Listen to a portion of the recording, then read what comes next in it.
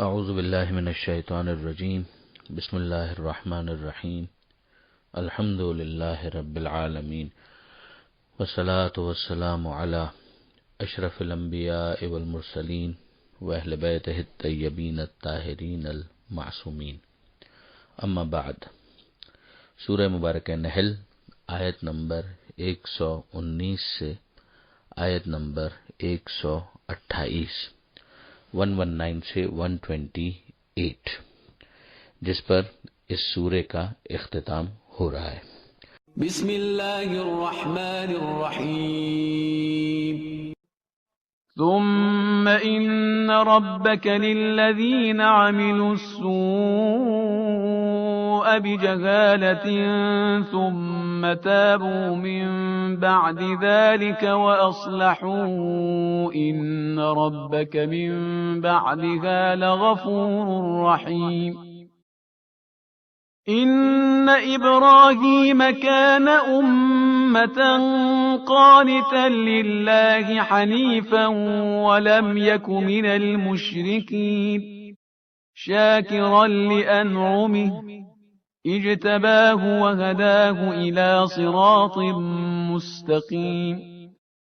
وآتيناه في الدنيا حسنة وإنه في الآخرة لمن الصالحين۔ ثم أوحينا إليك أن اتبع ملة إبراهيم حنيفا وما كان من المشركين۔ إنما جعل السبت على الذين اختلفوا فيه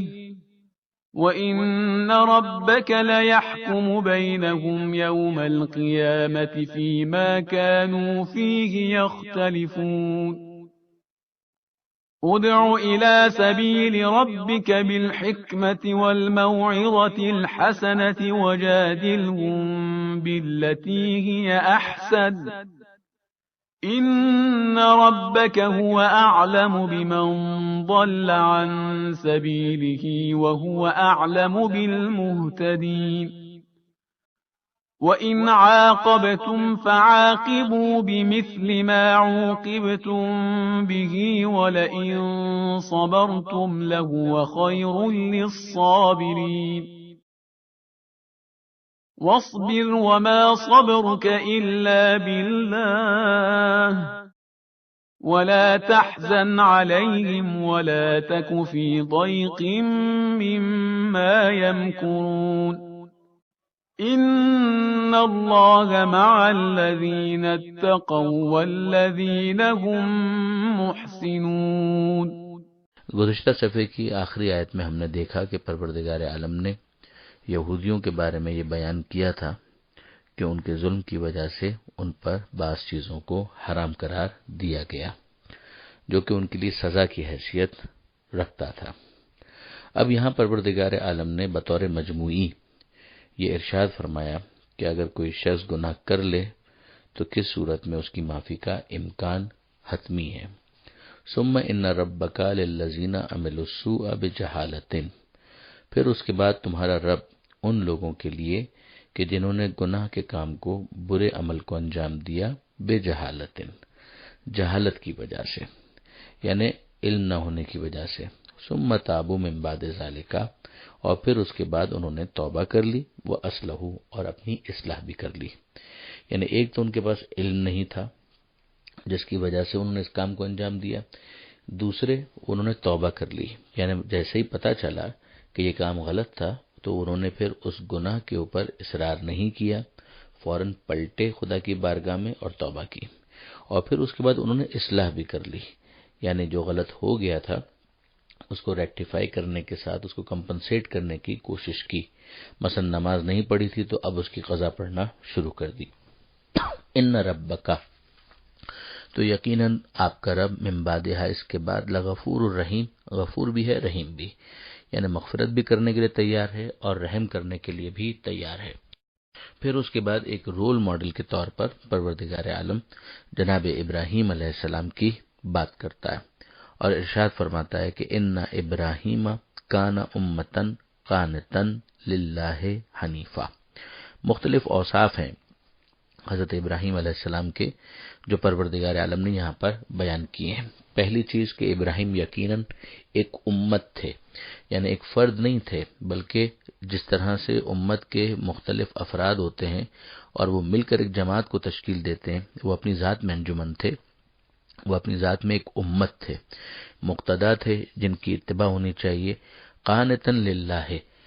اور ساتھ ہی ساتھ وہ قانتاً تھے یعنی اطاعت کرنے والے تھے، خدا سے لو لگانے والے تھے۔ اگلی صفت بیان کی جاتی ہے حنیفہ،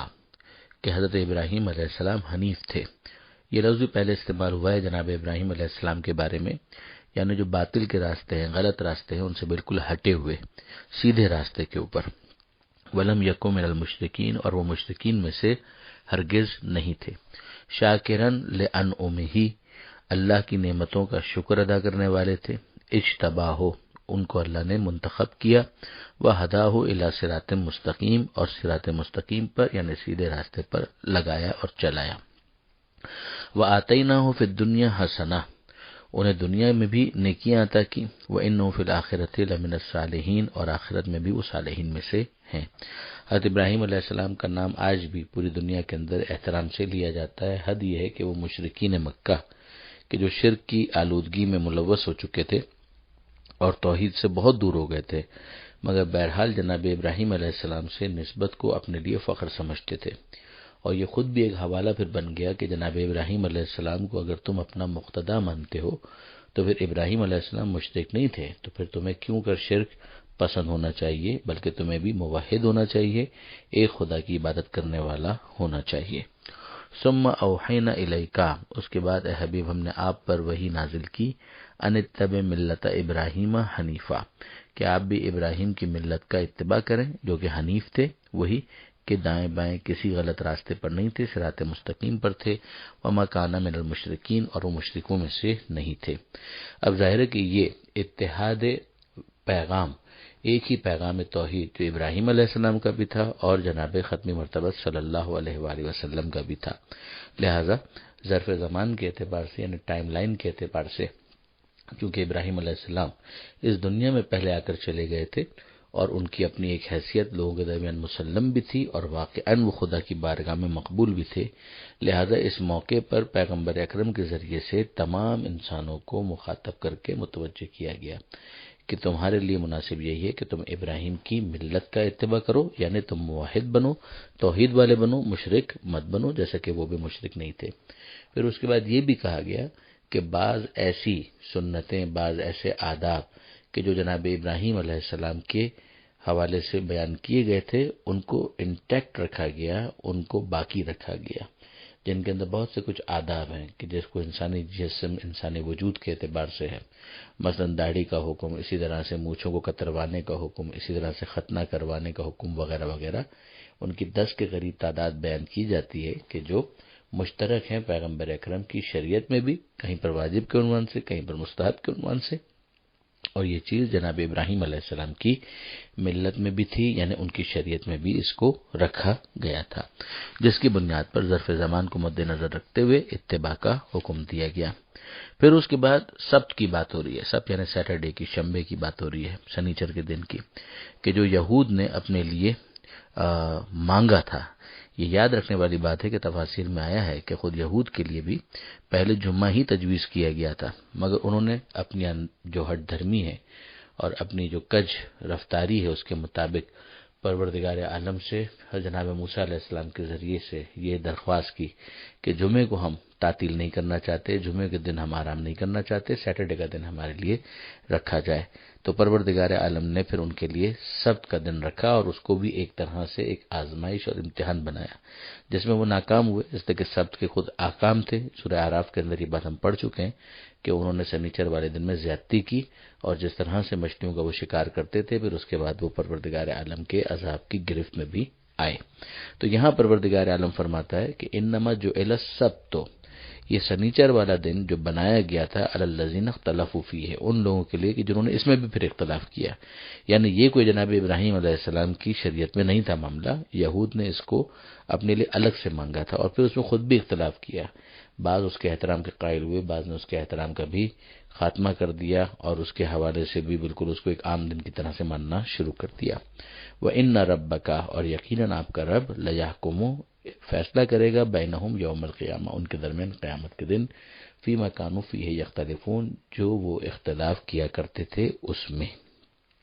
اب اس کے بعد پروردگار عالم نے اگلی آیت کے اندر تبلیغ کا ایک دستور بیان کیا۔ یہ بہت اہم آیت ہے سورہ نحل کی، اور آخری آیتوں میں سے ہے کہ جس میں پروردگار عالم نے یہ بتایا کہ دین کی طرف دعوت کیسے دینی ہے۔ تو ارشاد ہوتا ہے ادعو الی سبیل ربک، اپنے رب کے راستے کی طرف دعوت دیجیے، بالحکمت، حکمت کے ذریعے، یعنی برہان ہو، آرگومنٹ ہو، لاجک ہو، دلیل ہو،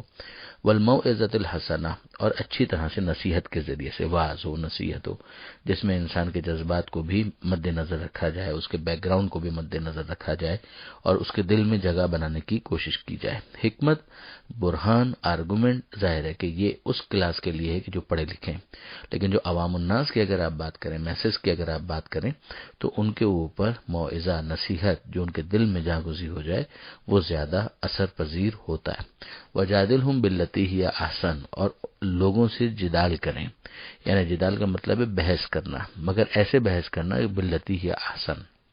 ایک ڈیبیٹ ہو رہی ہے اور اس کا پرپز یہ ہے کہ لیگ پولنگ ہو، جس کا پرپز یہ ہے کہ کسی کو کردار کشی کے ذریعے سے رسوا کیا جائے، اس سے روکا جا رہا ہے کہ اس کا کوئی فائدہ نہیں ہوگا۔ بہت سے مناظروں کے اندر ہم دیکھتے ہیں کہ یہی ہوتا ہے، مگر جو ڈیبیٹ ہے، کنسٹرکٹیو ڈیبیٹ، اس کے اندر جدال احسن ہوگا۔ اور یہ دوسرے مقام پر بھی ہم دیکھتے ہیں کہ پروردگار عالم نے خود اہل کتاب کے بارے میں بھی یہ کہا کہ لا تجادلوا اہل الکتاب الا باللتی ہی احسن، کہ اہل کتاب سے جب بحث کرو اچھے طریقے سے بحث کرو۔ وہ خاص ان کے بارے میں، اور یہاں پر اگر آپ دیکھیں تو عمومی ایک بات بیان کی جا رہی ہے کہ اس طرح سے اپنے رب کے راستے کی طرف بلاؤ، پھر اس کے بعد وہ قبول کرتے ہیں یا قبول نہیں کرتے یہ آپ کا ذمہ نہیں ہے۔ ان ربک هو اعلم بمن ضل عن سبیلہ، آپ کا رب خوب جانتا ہے کون راستے سے گمراہ ہے، وهو اعلم بالمهتدین، اور ہدایت یافتہ کون ہے اس سے بھی خوب واقف ہے۔ اب یہ تو یہاں پر پروردگار عالم نے دستور دے دیا، مگر ظاہر ہے کہ کئی مرتبہ ایک انسان سامنے والے کے مظالم کی وجہ سے، سامنے والے کی حرکتوں کی وجہ سے فرسٹریٹ ہوتا ہے، تو کیا اس بات کی اجازت ہے کہ وہ مقابلہ کر کے سامنے والے کو سزا دے سکے، جبکہ زیادتی اسی کی طرف سے ہے؟ تو پروردگار عالم فرماتا ہے وَإِنْ عَاقَبْتُمْ فَعَاقِبُوا بِمِثْلِ مَا عُوقِبْتُمْ بِهِ، کہ اگر تم لوگ سزا دو تو پھر سزا اتنی ہی دو کہ جتنی ان لوگوں نے حرکت کی ہو، جیسی ہی تمہیں سزا دی گئی تھی ویسی ہی سزا تم ان کو دو۔ انہوں نے جو سزا تم کو دی تھی وہ ظلم کے عنوان سے تھی، تم بدلہ لینے کے لیے ان کو سزا دے رہے ہو، مگر پھر اس میں تجاوز کی کوئی گنجائش نہیں ہے، یعنی اپنی لمٹس کو کراس مت کرنا، اپنی لائنز کو کراس مت کرنا، پھر اس سے زیادہ کوئی اقدام نہیں ہونا چاہیے جو ان لوگوں نے کیا تھا۔ وَلَٰكِن صَبَرْتُمْ وَلَئِن صَبَرْتُمْ، لیکن اگر تم صبر کرو، لَهُوَ خَيْرٌ لِّلصَّابِرِينَ، تو یہ صبر کرنے والوں کے لیے بہت بہتر ہے۔ اس میں حضرت علامہ سید علی نقی صاحب نے ایک بہت عمدہ ایک کمپیریزن کیا ہے کہ جو اوپر پروردگار عالم نے کہا کہ حکمت سے بلائیے، موعظہ حسنہ سے بلائیے، جدال احسن کیجیے، وہاں پر ہم دیکھتے ہیں کہ مفرد کے صیغے ہیں، یعنی وہاں پر سنگولر ہے، پیغمبر اکرم کو مخاطب کیا جا رہا ہے، یعنی یہ سمجھا جا رہا ہے کہ اے حبیب آپ تو ظاہر ہے کہ حکمت، موعظہ حسنہ اور جدال احسن یہی آپ کا طریقہ کار رہے گا، اور پھر جب سزا کی بات کی جا رہی ہے تو پھر مسلمانوں کو مخاطب کیا جا رہا ہے، وہاں پر جمع کے صیغے ہیں کہ اگر تم لوگ سزا دو، یعنی مطلب یہ ہوا، ایک شان پیدا ہو رہی ہے اس کے اندر کہ پیغمبر اکرم سے یہ کہا جا رہا ہے کہ اے حبیب آپ کا تو وہی طریقہ کار ہوگا، لیکن اب اے مسلمانوں اگر تم سزا دینا چاہتے ہو تو خبردار ایسا نہ کرنا کہ اپنی لائنز کو کراس کرو، اور اگر تم نے صبر کیا تم بھی یہ یاد رکھو، یعنی تمام مسلمانوں کی بات ہو رہی ہے کہ یہ صبر کرنے والوں کے لیے بہتر ہے۔ پھر اس کے بعد واپس پیغمبر اکرم کو مخاطب کیا جا رہا ہے، اس لیے کہ پھر صیغہ مفرد کا ہے، وَاصْبِرْ، اور اے حبیب آپ تو صبر ہی کیجئے، وَمَا صَبْرُكَ إِلَّا بِاللَّهِ، اور آپ کا صبر اللہ ہی کی طرف سے ہے، یعنی ان تمام تر ایٹراسٹیز کو ذہن میں رکھیے، اور پھر فتح مکہ کے موقع پر پیغمبر اکرم صلی اللہ علیہ وآلہ وسلم کا جو حسن سلوک ہے اس کو ذہن میں رکھیں تو یہ آیت سمجھ میں آتی ہے، مجسم ہو کر پیغمبر اکرم کی سیرت میں اور کردار میں ظاہر ہوتی ہے۔ وَمَا صَبْرُكَ إِلَّا بِاللَّهِ، اور یہ صبر آپ کا جو ہے وہ اللہ ہی کی طرف سے ہے۔ وَلَا تَحْزَنْ عَلَيْهِمْ، اور غم نہ کریں ان لوگوں نے جو کچھ بھی کیا اس کے اوپر آپ غمگین نہ ہو۔ وَلَا تَقُوا فِي ضَيْقٍ مِّمَّا يَمْكُرُونَ، بلکہ ایون جو آگے بھی یہ لوگ اگر کوئی مکاریاں یا سازشیں کرتے ہیں تو اس کے بارے میں بھی دل تنگ ہونے کی ضرورت نہیں ہے۔ پھر اس کے بعد آخری آیتیں جو اس سورے کی، آخری آیت جو سورے کی ہے کہ ان اللہ مع الذین اتقوا، یقیناً اللہ ان لوگوں کے ساتھ ہے کہ جو تقوی اختیار کرتے ہیں، پرہیزگار ہیں، غلط کاموں سے بچتے ہیں، والذین هم محسنون، اور جو اچھا کردار قائم رکھیں، لوگوں کے ساتھ حسن سلوک سے پیش آئیں، لوگوں کے لیے مفید ثابت ہوں۔ یہی طریقہ ہے کہ جس کے ذریعے سے خدا کی قربت حاصل کی جا سکتی ہے، خدا کی معیت حاصل کی جا سکتی ہے، اور خود لوگوں کے درمیان بھی ایک جگہ بنائی جا سکتی ہے، ان کے دلوں کے اندر جہاں گزین ہوا جا سکتا ہے۔ یہاں پر اس سورہ کی آخری آیت کے ساتھ ہی یہ سورہ مکمل ہوا۔ اب اس کے بعد سورہ بنی اسرائیل ہے جو انشاءاللہ کل سے شروع کریں گے۔ پروردگار عالم سے دعا ہے قرآن پڑھنے، سمجھنے اور عمل کرنے کی توفیق عطا فرما، اور وارث قرآن امام زمانہ کے ظہور میں تعجیل فرما۔ وآخر دعوانا ان الحمد للہ رب العالمین، والسلام علیکم ورحمۃ اللہ وبرکاتہ۔